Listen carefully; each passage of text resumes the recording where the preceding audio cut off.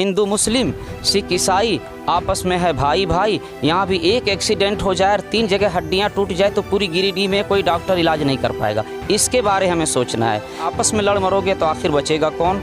होंगे ना तुम तो किसको भाई कहेंगे हम, होंगे ना हम तो तुझको भाई कहेगा कौन। यारो आपस में सब भाई भाई करो, धर्म कहता नहीं कि लड़ाई करो। मैं हूँ दानिश और आप देख रहे हैं गिरिडीह तक। आज हमारे साथ बात करने के लिए मौजूद है हाफिज़ गुलाम मुरसलीन साहब।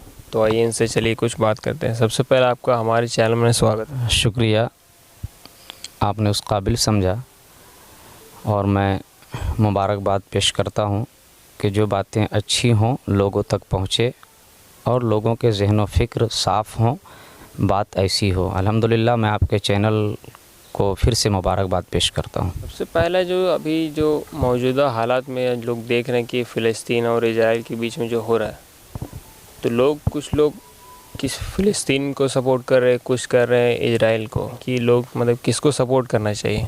बिस्मिल्लाहिर्रहमानिर्रहीम। अल्लाह के नाम से शुरू जो नहायत मेहरबान और रहम वाला है। देखिए, सबसे पहले मैं आपसे और आप सबसे मेरी एक गुजारिश है, जो आप बिल्कुल दिल के अथाह गहराइयों में मेरी एक एक बातों को जगह दीजिए। सपोर्ट करना ये अपनी जगह पे है, कौन किसको सपोर्ट करता है ये दिल की बात है।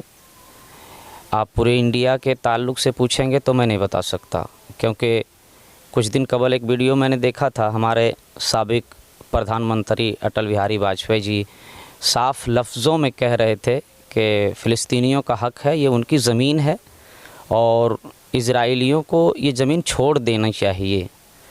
कुछ दिनों के बाद जो मौजूदा सरकार है हमारे भारत के जो प्रधानमंत्री उसके अपोजिट बात कर रहे थे, वो इजराइलियों के सपोर्ट कर रहे हैं और फ़िलिस्तीनियों के ताल्लुक़ से वो कह रहे हैं कि ये जो कर रहे हैं गलत है। तो सबका अपना अपना मसला है, लेकिन ख़ासकर मुझसे अगर पूछेंगे आप कि आपका रिश्ता क्या है, तो मैं एक इंसान हूँ और अच्छे इंसान की यही पहचान है, जब जब जुल्म हो किसी पे तो मज़लूम की हिमायत करनी चाहिए और मज़लूमों की हिमायत करना ही हिंदुस्तान की पहचान रही है शुरू से आज तक। आपने तारीख़ें देखी होगी। अब चंद लोग जिसके दिल में जो भी है वो अपनी बात रखता है। अगर किसी को लगता है कि इज़राइल जुल्म कर रहा है तो वो फ़लस्तीनियों का सपोर्ट करे। जिसको लगता है कि नहीं, फ़लस्तीन 70 साल से बम गिरा रहा है, इज़राइल के हॉस्पिटल को तबाह कर रहा है, गिरजाघर को तबाह कर रहा है, लोगों को मार रहा है, 6 महीने के बच्चों को मार रहा है, अगर उसको ऐसा लगता है तो वो इज़राइल का सपोर्ट करे। लेकिन अगर इंसानियत की आँखों से देखा जाए तो अभी हालात क्या हैं, एक अच्छा इंसान बखूबी जान सकता है कि इन्हें सपोर्ट करना चाहिए। बिल्कुल ख़ास मुझसे अगर आप पूछेंगे तो हमारा रिश्ता कल भी ईमानी रिश्ता था, आज भी है, सुबह क़यामत तक रहेगा। और जब तक, याद रखिए, जब तक कुरान पाक की ये आयत करीमा शाहिद है, सुब्हानल्लज़ी अस्रा बिअब्दिही लैलम मिनल मस्जिदिल हराम इलल मस्जिदिल अक़सा, जब तक ये कुरान पाक की आयत करीमा हमें आवाज़ देती है और जब तक मेरे जिस्म में जान है, अल्हम्दुलिल्लाह मैं फ़लस्तीन की मस्जिद अक़सा की हिमायत करूँगा इंशाअल्लाह। मुसलमान बात करते कि बैतुल मुक़द्दस, ये क्या और कहाँ पे है? देखिए, मुसलमानों का पहला काबा है बैतुल मुक़द्दस। बैत का मतलब घर होता है, मुक़द्दस घर। ये मुसलमानों का अव्वल काबा है। ये वो जगह है जहाँ हमारे आका आखिरी नबी मोहम्मद सल्लल्लाहु ताला अलैहि वसल्लम ने तमाम अंबियाओं की इमामत फरमाई और वहीं से आपने मिराज का सफ़र किया।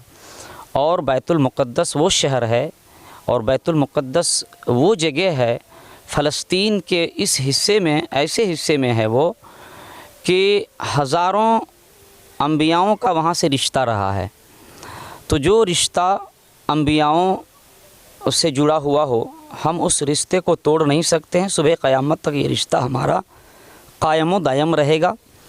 फ़लस्तीन की मिट्टी हमारे अंबिया कराम को छुपने के लिए और उनकी गोद में कितने अंबिया कराम ने जगह ली है, इसलिए बैतुल मुक़द्दस की भी हिमायत करते हैं और हम फ़लस्तीनियों की भी हिमायत करते हैं। वो मुसलमानों का अव्वल काबा है, हम उसकी खूब हिमायत करते हैं और ये मस्जिद अक़सा हमारी पहचान भी है।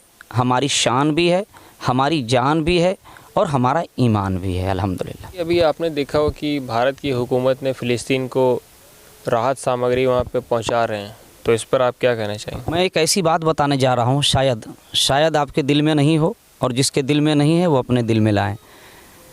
आपको ऐसा महसूस होता है कि अगर कोई मजबूर है, गिर गया है, परेशान हाल है, आप उसकी मदद कर रहे हैं, तो क्या मालूम आपको किस मकसद से आप मदद कर रहे हैं, क्योंकि आपके दिल को तो मैं पढ़ नहीं सकता, आपके चेहरे को नहीं पढ़ सकता। मुसीबत आ जाए और मदद करना ये कामयाबी नहीं है।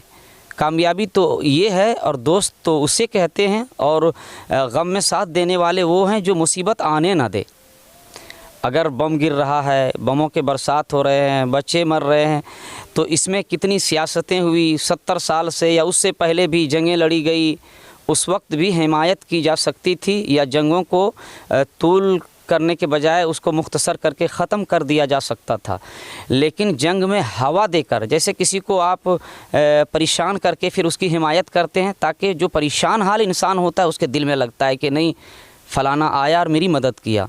ये मदद नहीं, मदद तो वो है कि आपको मुसीबत आने ही ना दे, ऐसी मदद हो तो हम समझते हैं इसमें कोई सियासत नहीं। क्या मालूम इसमें कौन सी भी सियासत हो सकती है, क्योंकि इससे पहले बहुत सारी आवाज़ें उठ रही है। कोई फ़िलिस्तीन की हिमायत कर रहा है हमारे मुल्क में, कोई इज़राइल की हिमायत कर रहा है, और इस हिमायत में इतने हद तक गिर जा रहे हैं कि लोग एक दूसरे को गालियाँ भी दे रहे हैं।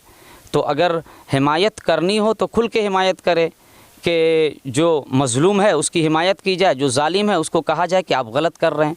अगर आप गलत नहीं कह करके और पूरे साजो सामान लुटा रहे हैं तो इसमें भी हमें लगता है, बाकी और मैं बता नहीं सकता, मुझे लगता है इसमें कोई मकसद हो सकता है। आखिरी सवाल आपसे ये पूछना चाहेंगे कि अभी देख रहे हैं कि मुल्क में काफ़ी नफ़रत का माहौल है, तो इसके बीच आप मुल्क के लोगों को क्या पैगाम देना चाहते हैं? देखिए, मैं अपनी बात बताता हूँ और मेरे पोशाक से आप समझ रहे हो कि मैं कौन हूँ, बताने की ज़रूरत नहीं है।